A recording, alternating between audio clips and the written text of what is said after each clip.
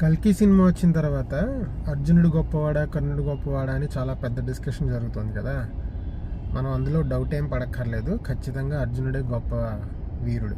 ఎందుకంటారా, విరాట పర్వంలో ఉత్తర గోగ్రహణం దక్షిణ గోగ్రహణం అని చెప్పి విరాట రాజ్యంలోని ఆవులను ఎత్తుకెళ్ళిపోయే టైంలో ఒక్క అర్జునుడే సింగిల్గా యుద్ధం చేసి మొత్తం కౌరవ సైన్యాన్ని అందరినీ ఓడించాడు. కర్ణుడు, భీష్ముడు, కృపాచార్యుడు, ద్రోణుడు అందరి వీరుల్ని ఓడించాడు.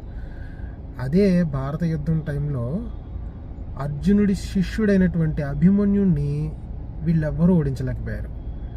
ఆఖరికి మాయ యుద్ధం చేసి దొంగతనంగా చంపాల్సి వచ్చింది అభిమన్యుడిని. సో అర్జునుడి శిష్యుడినే ఓడించలేకపోయిన వాడు కర్ణుడు, మొత్తం కౌరవ సైన్యాన్ని సింగిల్గా ఓడించగలిగిన వాడు అర్జునుడు. సో ఖచ్చితంగా అర్జునుడే గొప్ప. సినిమాలో చూపించింది తప్పు.